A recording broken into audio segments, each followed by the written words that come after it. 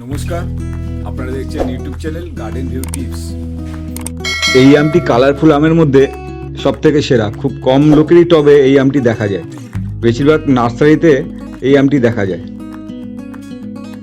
বন্ধুরা, এই আম গাছের চারা রোপণ থেকে মুকুল আসার পরের পরিচর্যা, সার প্রয়োগ সমস্তটাই এই ভিডিওর মাধ্যমে আপনাদের সামনে আমি তুলে ধরেছি। ভিডিওর শেষে এই আমটির সম্বন্ধে আমি আপনাদেরকে বলবো এটি কোন জাতের আম, তাই ভিডিওটি সম্পূর্ণ দেখবেন। আর কথা না বাড়িয়ে ভিডিওটি শুরু করি। চারা গাছ রোপণের সবথেকে গুরুত্বপূর্ণ হলো ড্রেনেজ সিস্টেম। আপনাদের অনেকেরই চারা গাছ প্রথম অবস্থায় মারা যায় এই ড্রেনেজ সিস্টেম সঠিকভাবে করতে পারেন না বলে। আমি যেভাবে দেখাচ্ছি আপনি যদি সেভাবে করতে পারেন, আমি গ্যারান্টি দিচ্ছি আপনাদের একটু চারা গাছ মরবে না। বর্ষাকালে 2-3 দিন একটানা বৃষ্টি হলে টবে জল জমে যায়। ভালো ড্রেনেজ সিস্টেম না করতে পারলে জল জমে গাছের শিকড়ের পচন ধরা শুরু হয়। কয়েকদিন পরে গাছের পাতা শুকিয়ে গাছটি মারা যায়।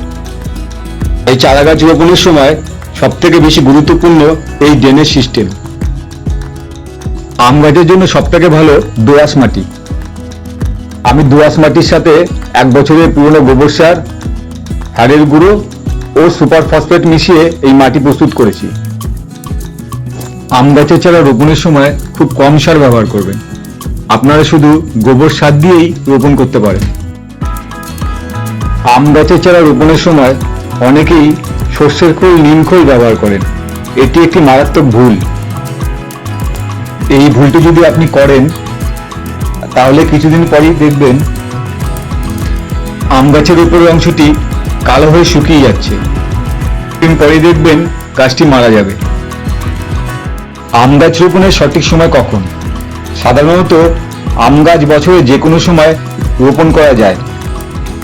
বর্ষাকালে যদি আম গাছ রোপণ করেন তাহলে আম গাছের গ্রোথ খুব তাড়াতাড়ি চলে আসবে। বৃষ্টির জলে নাইট্রোজেন থাকে, যা গাছের বৃদ্ধির জন্য খুবই উপযোগী। চারা গাছ রোপণের 3 মাসের মধ্যে গাছে আর কোনো খাবার দেবেন না। 15 দিন পর পর কীটনাশক ও ছত্রাকনাশক শুধু স্প্রে করবেন। প্রথম বছর গাছে মুকুল আসলে মুকুলটি ভেঙে দেবেন। তার পরের বছর গাছে মুকুল রাখতে পারেন। মুকুল আসলে গাছে কি পরিচর্যা করবেন? সাধারণত আম গাছে মুকুল আসে ডিসেম্বরের শেষে ও জানুয়ারির প্রথম দিকে। আবহাওয়ার পরিবর্তনের কারণে অনেক সময় আম গাছের মুকুল আসতে দেরি হতে পারে। মুকুল চলে এলে আপনাদের সঠিকভাবে পরিচর্যা শুরু করতে হবে। আম গাছে এই সময় পোকার আক্রমণ হয় খুব বেশি। আম গাছের মুকুল কালো হয়ে ঝরে পড়ে, এর কারণ হপার পোকার আক্রমণ। হপার পোকার থেকে মুকুল কি করে বাঁচাবেন? 15 দিন পর পর গাছে স্প্রে করুন কনফিডার। 1 লিটার জলে 1 ml মিশিয়ে গাছে স্প্রে করে দিন। এই কাজটি করতে হবে আপনাদের মুকুল ফোটার আগে। মুকুল ফুটে গেলে আপনারা কিন্তু কোনো কীটনাশক, ছত্রাকনাশক স্প্রে করতে পারবেন না। আমের সাইজ যখন এরকম হবে তখন সালফেট অফ পটাশ 1 লিটার জলে 3 গ্রাম, এর সাথে 1 গ্রাম বোরন মিশিয়ে গাছে স্প্রে করুন। আম ফেটে যাওয়া ও ঝরে যাওয়ার সমস্যা সম্পূর্ণভাবে কমে যাবে। আমের গুটি যাতে ঝরে না যায় তার জন্য কীটনাশক ও ছত্রাকনাশক 15 দিন পর পর স্প্রে করুন। আম গাছে মুকুল আসার পরে জলের ব্যবস্থা সঠিকভাবে করতে হবে। খেয়াল রাখবেন টবের মাটি যাতে শুকিয়ে না যায়। নিয়মিত টবে জল দেবেন। গাছে স্প্রে করুন অনুখাদ্য। বাজারে বিভিন্ন ব্র্যান্ডের অনুখাদ্য পাওয়া যায়। আপনার যে কোনো একটি অনুখাদ্য স্প্রে করে দিন। আমি ব্যবহার করি মোবোমিন, ভালো রেজাল্ট পেয়েছি। আপনারা ব্যবহার করে দেখতে পারেন।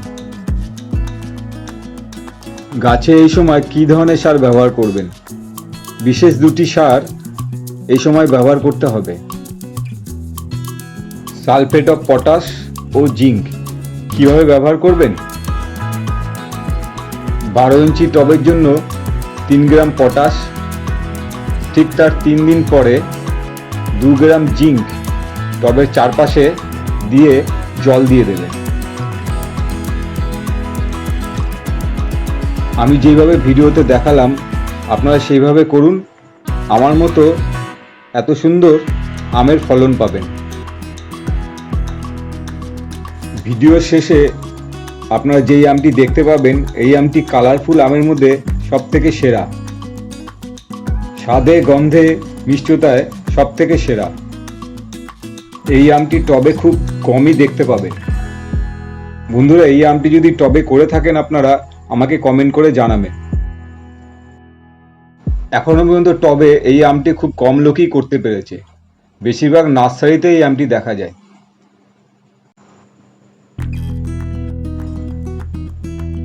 বন্ধুরা, আমটির কালার দেখুন কত সুন্দর লাগছে, দেখলে মন ভরে যায়। এই আমটি যত পরিপক্ক হয় তত কালারটা আরো লাল হয়ে যাবে। দেখুন কালারটা কত সুন্দর লাগছে। বন্ধুরা, এই আমটি থাইল্যান্ডের সে বিখ্যাত কিং অফ চাকাপাত।